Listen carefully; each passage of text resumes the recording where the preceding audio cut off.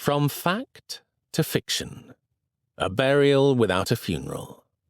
The Hidden Stone. Prologue. This work, written by Tim Ashton, is the result of years of dedicated research and is presented in the context of recent public statements regarding this history. The narrative is not intended to make absolute claims on definitive historical truth.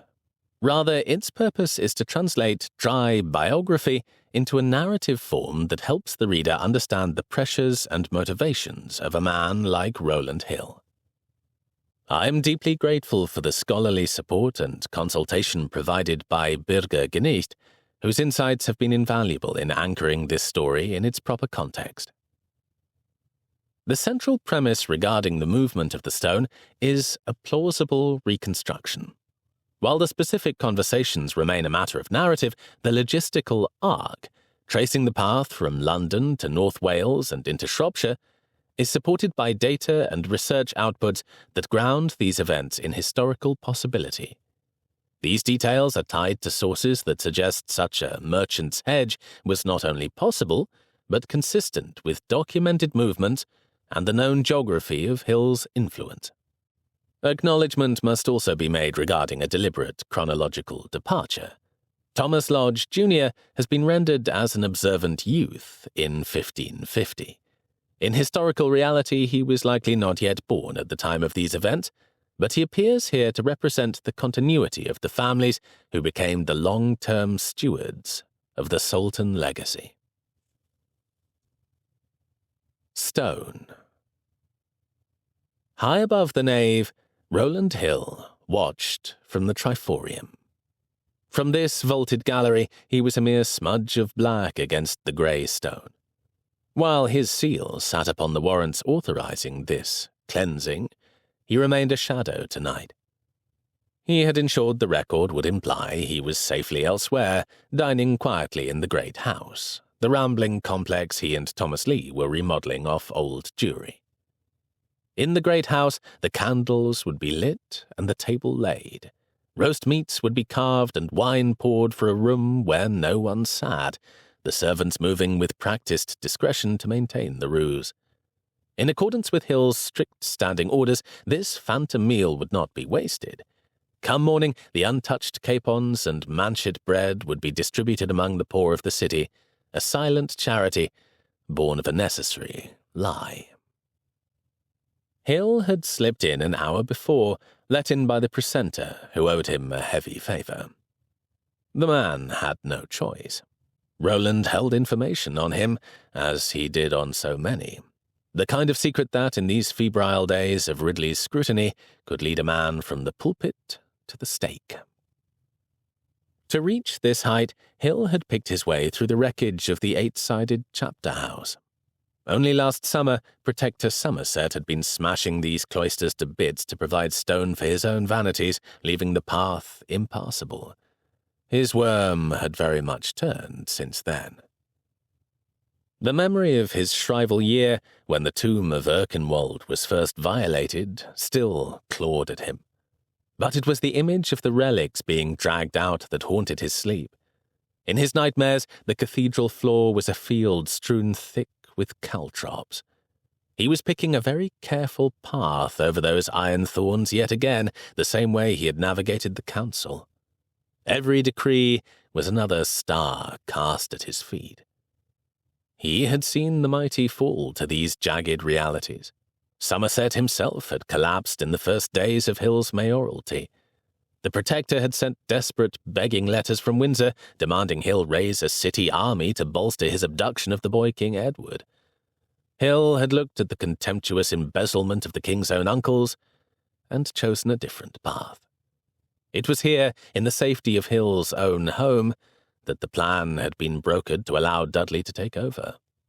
The lords had been too frightened to resolve the coup anywhere but within the guarded liberties of London under Hill's watchful eye. He was working through a solution to this, too, but for now he had to keep his feet sure. The scene below was a theatre of practiced distance. Hill had left his gold chain of office at the Mercer's Hall, but the weight of it still pressed upon his chest. Removing the high altar was dangerously provocative. To the men and women who lived in the shadow of the spire, the move resonated with a terrifying weight. It was a strike against what they held to be the literal rock of the church, the petrine foundation upon which their very world was built. The men picked for the deed, however, were not scholars of the new learning. They were longshoremen from the steelyard and liverymen of the aldermen, men chosen because they worked with their backs, not their Bibles. But there was no zeal in their movement, only a frantic, sweating haste. They worked with eyes darting toward the shadows of the vaulted ceiling, as if waiting for the stone itself to strike them down. They had been paid a king's ransom, enough to ensure they never had to haul a crate again, provided they finished the task and vanished from London before the sun rose. The subtleties of the theologians were lost on them. They saw no light of reform, only a heavy, cursed labour that made their hands tremble even as they gripped their crowbars. Rowland had warned the council that the air in London was too combustible for such theatre. For him, it was a matter of raw prudence. Kett's rebellion was barely a year dead, and though Rowland had remained in the city, the accounts of the state's judicial terror had sat like iron in his stomach. He had heard how John Dudley, now the Lord President and the iron hand behind the king, had turned the retreat at Dussindale into a slaughter, leaving 3,000 corpses to rot. Rowland had helped Dudley into office, viewing him as the best of a bad situation, a man of order who might stop the bleeding. But as he watched Dudley purge the council and play a lethal game of reconciliation with the Duke of Somerset, Rowland felt a cold dread. He had hoped for leaders who would act as guardians, but these men were mere players. They seemed immune to the wisdom Rowland had gathered from Erasmus, whom he had once met and whose gentle, reasoned humanism he still held dear. He had even planned to publish classical texts as a venture, a desperate intervention at the conduits of public thought, hoping to flood the city with the steadying influence of the ancients. But Dudley and Somerset cared nothing for the middle way. They were waving torches in a powder magazine, Somerset courting the masses he had once failed, and Dudley waiting for the moment to strike him down. The gentry had driven the common people too hard, spurred them like a cruel master who breaks the spirit of a noble horse until it has no choice but to kick and rear. This was not the dance of a healthy kingdom where each estate moved in harmony. The dissolution of the monasteries had claimed to purge the land of dishonest monks, but in its wake it had swept away the scaffolding of the world, the care for the vulnerable, the schools, the hospitals, and the great commissioning of art that gave the poor a glimpse of the divine. In Parliament, Rowland had huddled with other men of means, attempting to forge new laws to catch those falling into the abyss. He was trying to build a dam against a rising tide he had only heard about, hoping to prevent a revolution that would not be so easily handled, a fire that would consume the city itself. But Bishop Ridley remained implacable, his eyes fixed on a horizon of pure, cold light that left no room for the complexities of the human heart.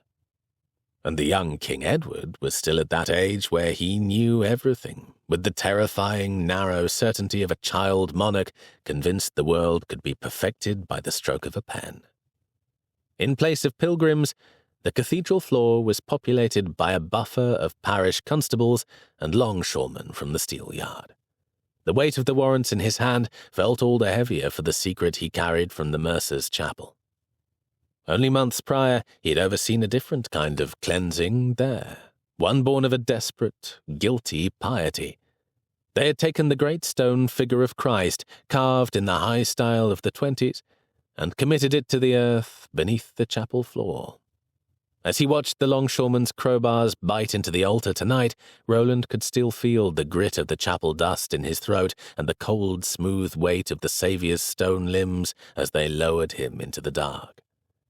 It had been a burial without a funeral, a frantic attempt to save the image from the very fires he was now officially fueling. He lived in a state of perpetual, holy double-dealing, hiding the divine in the dirt while the world above turned to ash. Suddenly the purposeful clink of hammers echoed through the nave, easing the Saxon stone from the soft beds of lime on its support. This was the tearing down, yet the strike of the iron was careful.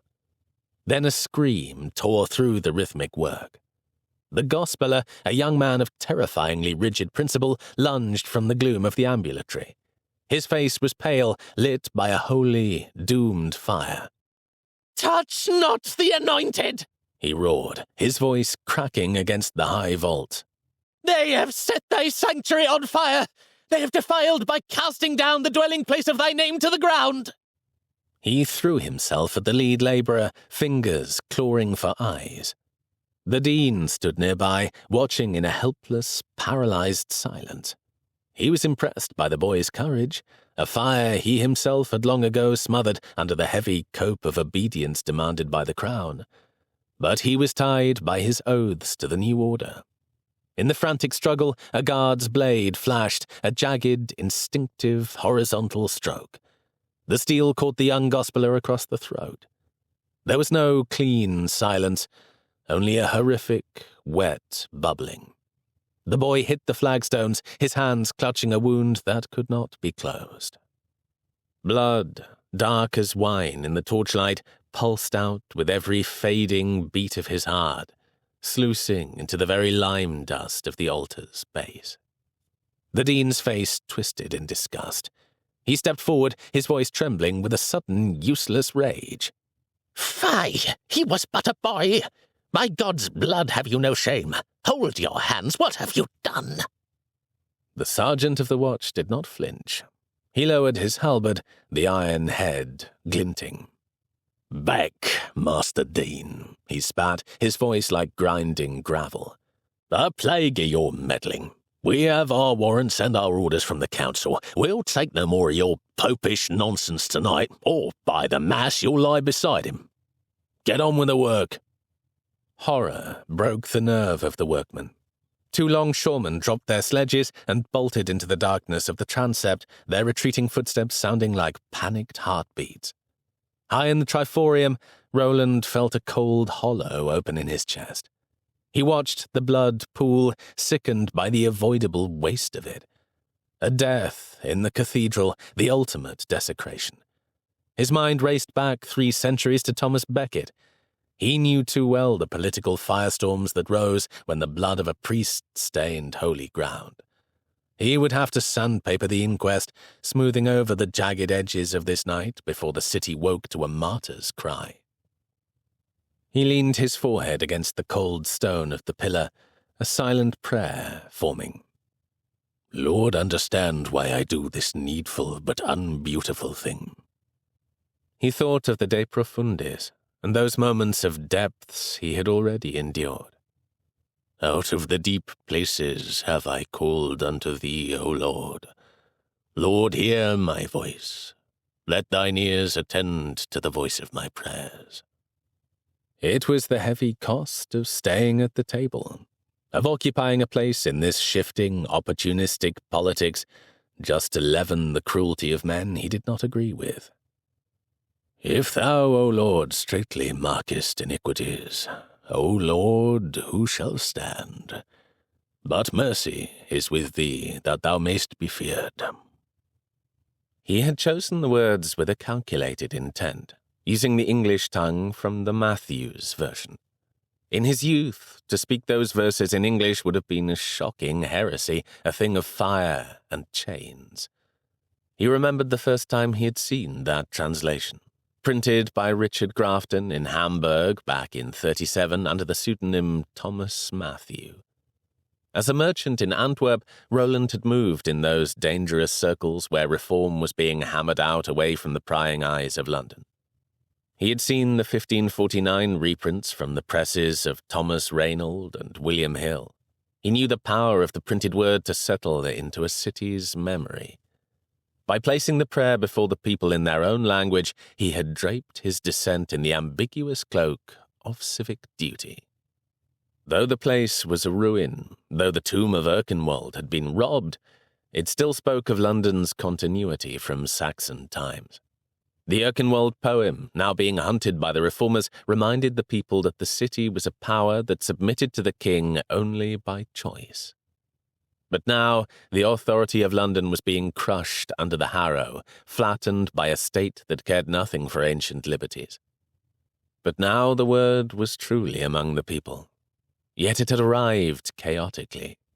He looked down at the shadows below and saw the tragedy of it. The new zeal was being used by bad actors as a tool to polemicize, to divide neighbor from neighbor, and to embezzle the very soul of the realm under the guise of reform. He stood over the monument of William the Norman, the prelate who had stood as the bulwark of London's liberties during the fire and blood of the conquest. William had secured the city's continuity as a republic in all but name, an estate whose authority was more ancient than the very crown of England. London, by the old lights, was born of the will of Trojan heroes, her line of bishops descending unbroken from the Saxon prince Erkenwald in a time before England was a kingdom, and long before the house of Tudor had set foot upon the stage. But mercy is with thee that thou mayst be feared. I have waited on the Lord.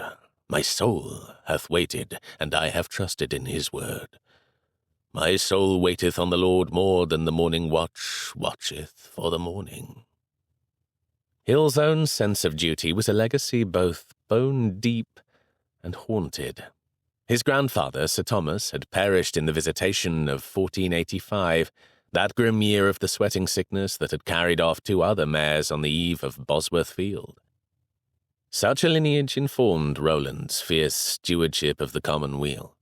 He understood, with the cold clarity of a merchant prince, that the suffering of the poor was a slow-creeping rot. If the hunger and strife of the commons were not stayed at the parish wall, they would surely wash through the gates of palaces and the halls of the livery companies alike. I look for the Lord. My soul doth wait for him. In his word is my trust. My soul fleeth unto the Lord before the morning watch, I say before the morning watch. In the stillness of the triforium, Rowland's fingers sought the small Bohemian garnet in his pouch. He did not look at it. He simply felt it, his thumb tracing the cold precision of its vertices and the hard, flat truth of its faces. It was a fragment of a distant, more orderly world, destined for a ring for Alice. But she was ill, and the distance between this vaulted gloom and her bedside felt vast. He turned the stone over and over, pressing his hope into the gem, that she might be mended in time for the midsummer watch. His mind snagged on the ghost of a previous watch when he had stood on the loggia of the Mercer's Hall with his contemporary and trusty friend John Gresham. They had been framed by the shadow of the fat old king and his wife, watching the torches flicker like a river of fire through the streets. Reviving that pageantry now, after it had been choked off by the bankrupting costs to Lord Mayors, was an impish, politically charged gamble. It was a fiscal stimulus to the city's masterless men and a way to cohere the splinters of a fractured realm with the glue of old theatre. But that king was dust, and the clarity of those old times had vanished. Now, the pulpits that had once carried the weight of the gospel were used to whip the louts into a garish fever, making rubble of the sanctuary, and inciting the very homicide he had just witnessed.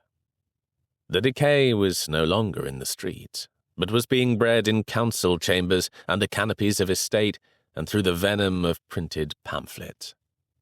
It was a rot that brought to mind the dark morning of '36, when Robert Pakington had been struck down by a handgun, the first of its kind to shatter the city's peace. Rowland looked down at the bleeding boy and saw not a new reform, but the same old homicide dressed in a garish new fever. The blood pooling below was the final, messy proof that the theatre of the streets had turned into a butchery. Below, the work resumes with a grim, shaken speed. The high altar yields with surgical precision, but it is pulled down as rhetoric, a political performance in stone. Fortunately, it breaks, as hoped, into 3 clean, large segments, wounds that a mason might one day heal. These pieces are moved with hushed urgency toward Garlick Hythe. Hill has chosen this spot near the Church of St. James for old times' sake. He remembers how Thomas Cromwell stood by him in 38 during the piracy of the George Moody. Now he is navigating a different piracy, the state's theft of the city's soul. He had recently moved to amend his family's ancient arms, the 3-towered castle, to include 2 bars of ermine. The creature that would choose death before dishonoring its coat in the mud was his silent manifesto. Death before dishonor. He had distributed the altar into 3 separate hulls, a merchant's hedge against total loss. The bells of St. Paul's had only just finished their 12 heavy tolls when the water finally slowed. For a few ghostly minutes, the Thames stood at slack water. Then the river breathed out. As the first hour of June 12th began, the tide turned to the ebb. The massive weight of the Thames started its retreat toward the sea, dewing out with a quiet, relentless power. The 3 hoys pushed off from Garlick Hythe, and the current caught them instantly. Ahead, the dark spine of London Bridge waited. The river was falling through the narrow arches with a terrifying roar. Rowland watched from the shadows as the first hoy accelerated, its bow dipping into the throat of the bridge. It was a gamble of faith and physics. One by one, the dark shapes vanished into the mist of the cataract, swept away toward the estuary, carried away by the river's own departure. 2 of the hoys made for Antwerp. The 3rd did not. It sailed west, rounding Cornwall to avoid the King's men on the Severn. At Rhuddlan foreshore, Richard Clough waited. Clough affected the airs of a Knight of Jerusalem, a title the Crown ignored, but his brilliance with a ledger was unmatched. Hill had spotted the boy's talent years ago and placed him with his allies, the Greshams. "Building stone for the monument," Clough told the local Welsh lads, his voice pinched and brittle as he tried to swallow his choir-boy vowels. It was an overplaying of the role of the refined Antwerp agent, adjusting his doublet with a fussy, nervous hand that betrayed his lack of ease. It was an affected performance that masked the danger, but also invited a sharp, receiving contempt from country people who saw through a young man holding himself out to be of more pedigree and substance than was real. To them, he was merely a clumsy pretender with dirt on his boots and an ink stain on his soul. The stones rested at Bacher Graig with as much dignity as could be mustered so as not to attract attention. Their journey reached its end only in the deep winter. By pack-horse train they moved through the borderlands, bypassing Whitchurch under the cover of the Shropshire mists toward the silence of Soulton. There, Hill's precarious but brilliant friend Thomas Lodge and his family held their home. A young Thomas Lodge Jr. watched as the crates arrived. A settlement worked out with his kindly Uncle Rowland that would keep the lodges at Soulton a little longer under the protection of old Sir Rowland, stabilizing his father's tottering fortunes. Whatever would that family do when the protection and mentoring of Rowland was gone? Rowland explained there would need to be building at Soulton to justify his support. In time, he and Lee would need the manor, but there would need to be stewards, and the lodges could be that. Rowland had already begun to see the need for a different kind of monument, one built for a coming emergency. At Soulton, the stones were committed to the earth. They would remain buried until the world was old enough to remember what a prudent man had saved from the wreckage of a kingdom.